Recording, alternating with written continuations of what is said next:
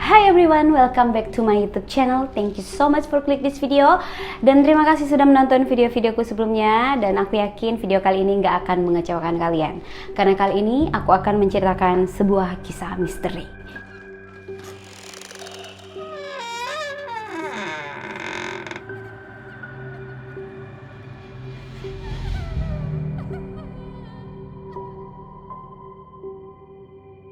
Jadi guys, aku mendapatkan respon yang positif dari beberapa temanku dan viewerku mengenai videoku sebelumnya, yaitu kisah misteri asrama Melati. Mereka bahkan mengirimkan cerita atau pengalaman misteri mereka ke emailku, dan untuk itu aku akan membacakan salah satu dari cerita itu guys. Dan tanpa berlama-lama lagi, yuk kita dengarkan cerita yang satu ini. Perkenalkan, nama saya Boy. Nama samaran yang diambil dari nama kucing saya. Saya ingin membagikan pengalaman pribadi saya dan istri saya, Betty. Nama samaran diambil dari nama anjing saya. Karena istri saya yang menyarankan untuk cerita ini, saya bagikan ke Kak Alisa. Baik, saya mulai. Saya tinggal di Papua, tepatnya di kota Jayapura. Saya dan istri saya adalah pengantin baru yang sudah menikah selama kurang lebih 2 tahun. Maka dari itu, kami masih belum mempunyai banyak aset dalam rumah tangga kami, termasuk rumah tinggal dan perabotan-perabotan. Cerita berawal pada bulan Mei tahun 2018. Kami tinggal di kontrakan A. Di sana, lingkungannya termasuk lingkungan sepi dan para tetangga pun cenderung tertutup dan sibuk dengan urusan pribadi. Bahkan di kompleks kontrakan kami pun sangat jarang untuk bersosialisasi antar penghuni. Di kompleks kontrakan kami ada total 8 keluarga. Di samping kamar kami, tinggal keluarga kecil yang sudah mempunyai anak perempuan kisaran umur 4-5 tahun. Namun, sudah sekitar setengah tahun terakhir, mereka keluar kota dan tidak kembali-kembali.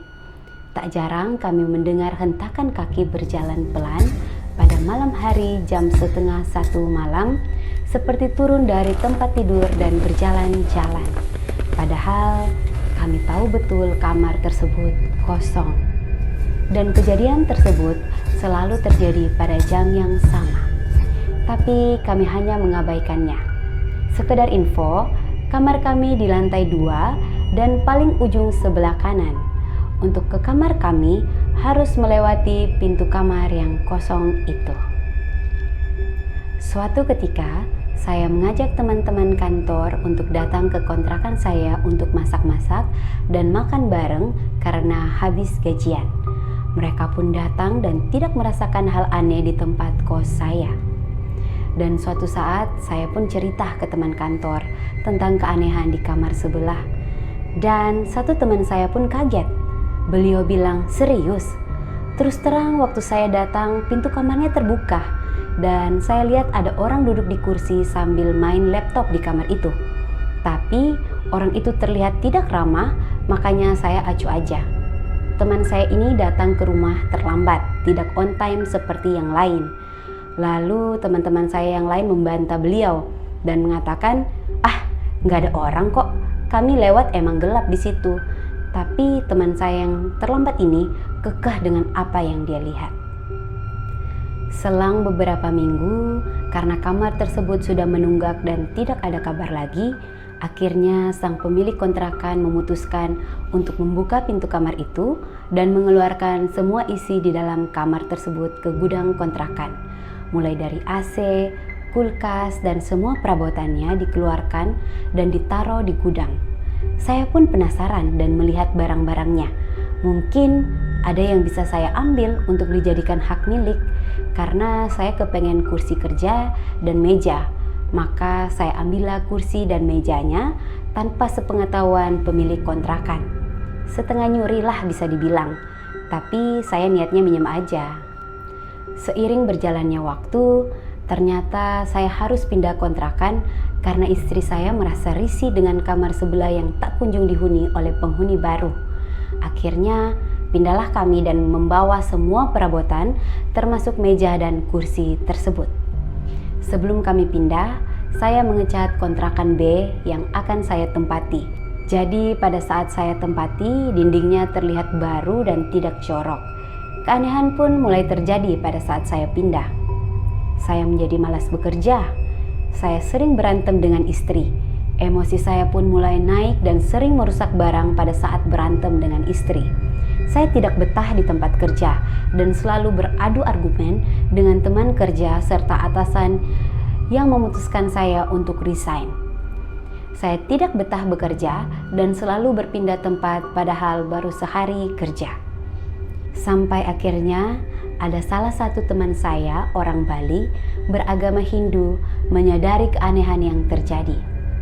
Beliau bisa dibilang akrab dengan hal-hal kasat mata. Beliau pun memutuskan untuk berpura-pura ke rumah saya bersama istrinya untuk silaturahmi sambil masak papeda, makanan tradisional Papua. Beliau pun mulai melakukan pengecekan dengan hal kasat mata tersebut tanpa sepengetahuan saya. Ternyata ada sesuatu yang ikut kami, tapi beliau tidak memberitahukan pada saya dan istri saya. Akhirnya, pada saat mau pulang, beliau memberikan kami dupa dengan alasan bahwa biar kamar kami bau harum aroma terapi. Dengan tidak ada kecurigaan pun, kami menerima dupa tersebut dan sering membakarnya. Namun, bukannya membaik, malah saya sering ketindisan sosok anak perempuan pada saat tidur. Setiap hari saya tidur, namun mengigau mengeluarkan suara seperti anak perempuan, tapi sedikit berat. Hal ini pun makin tidak nyaman. Selang beberapa bulan, tiba-tiba tepat di atas meja kerja saya yang saya ambil pada kontrakan A, terlihat guratan seperti anak kecil yang sedang menggambar abstrak. Saya pun kaget dan menanyakan ke istri saya mengenai hal itu. Istri saya pun tidak mengerti hal itu karena selama ini meja itu ada di dalam kamar kami saja. Kami masih membiarkan masalah ini dengan hati bertanya-tanya. Sampai malam hari setelah kami terlelap tidur, tiba-tiba saya kembali mengigau, mengeluarkan suara seperti anak kecil yang tertawa cekikikan. Istri saya sontak kaget dan merinding. Ditambah lagi secara bersamaan, istri saya pun mendengar suara aneh yang berasal dari dapur kami, seperti ada yang menggaruk-garuk dinding dapur kami. Tidak menunggu lama, saya langsung dibangunkan dan istri saya menceritakan hal yang barusan dia alami. Saya langsung mengecek ke dapur kami dan kaget setengah mati melihat cat dinding dapur kami terkelupas seperti digaruk benda tajam. Saya tahu betul sebelum saya masuk ke kontrakan B, saya mencat semua dinding yang ada. Keresahan kami semakin menjadi-jadi. Setiap malam pun saya masih mengigau. Istri saya tidak bisa tidur lelap karena ketakutan dan dia harus membangunkan saya. Sampai akhirnya saya curiga dengan meja dan kursi tersebut.